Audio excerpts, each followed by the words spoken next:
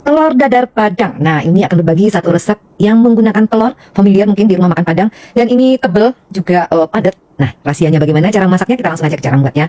Selamat menonton, jangan lupa subscribe dan like juga video ini. Happy cooking! Pertama, teman-teman siapkan dulu di sini wajib pakai daun bawang. Jadi banyaknya daun bawang yang dipakai ini kurang lebih 50-60 gram atau 3 batang daun bawang, iris setipis mungkin. Jadi jangan terlalu tebal, jadi biar nanti hasilnya ketika kita potong dia tidak menjadi jelek gitu. Biasanya kalau terlalu tebal nanti pas kita potong antara yang satu dengan yang satunya lagi kita potong nanti terbawa daun bawangnya, jadi nggak bagus hasilnya. Nanti kalau udah diiris seperti ini, sisihkan dulu. Lanjut setelah itu, nah di sini rahasianya kalau yang Uni tahu itu biasanya menggunakan daun kunyit, bukan daun jeruk. Tapi kalau teman-teman mau pakai daun jeruk sih boleh-boleh aja. Cuman kalau yang versinya rumah makan Padang itu lebih sering menggunakan daun kunyit, boleh pakai 1 lembar atau 2 lembar. Jadi itu selera masing-masing aja. Atau memang nggak suka silahkan di skip aja daun kunyitnya atau diganti daun jeruk. Lanjut juga sini menggunakan bawang merah kurang lebih 8 siung. Dan yang khas itu sebenarnya kalau orang Padang selalu menggunakan bawang merah yang diiris untuk telur dadarnya.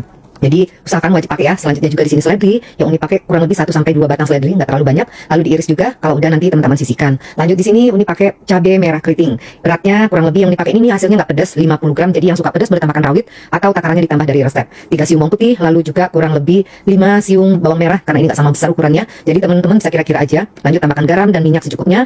Dan setelah itu blender hingga halus. Jika sudah nanti teman-teman sisihkan dulu bumbu yang telah kita blender ini.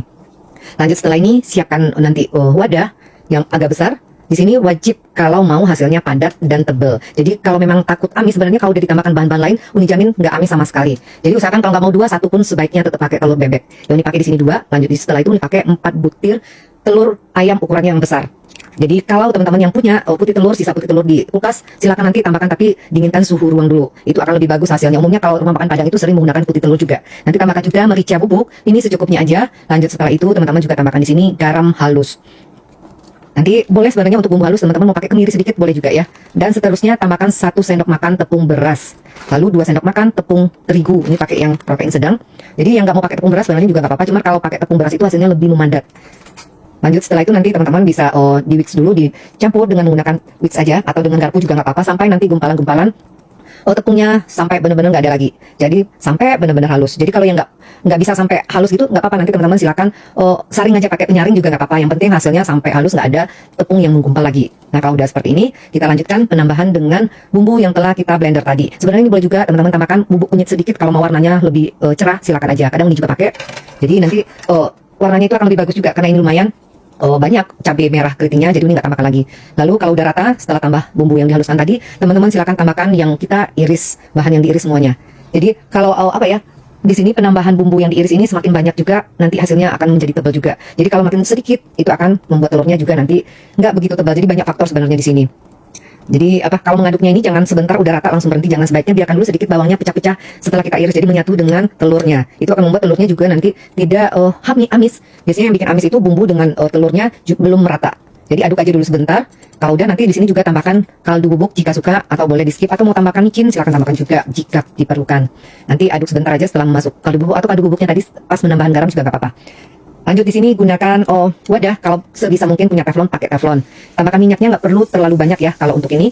Lalu nanti ini goreng, gunakan di sini apinya yang paling kecil agar nanti matangnya merata, di bawahnya nggak hangus, jadi di tengahnya tetap bisa matang. Yang buat teman-teman yang nggak punya wajan seperti ini sebenarnya nggak apa-apa pakai kuali juga, cuma mungkin ketebalannya nggak merata.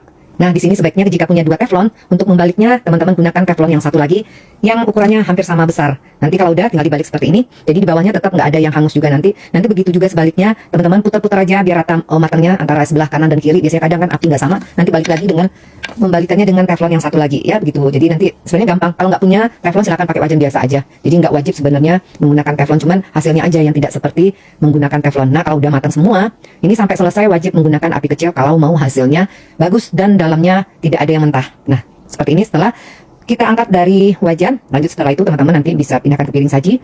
Tinggal dipotong-potong sesuai kebutuhan aja di sini. Setelah itu tinggal teman-teman sajikan. Selamat mencoba. Semoga bermanfaat dan sampai jumpa di resep berikutnya. Assalamualaikum.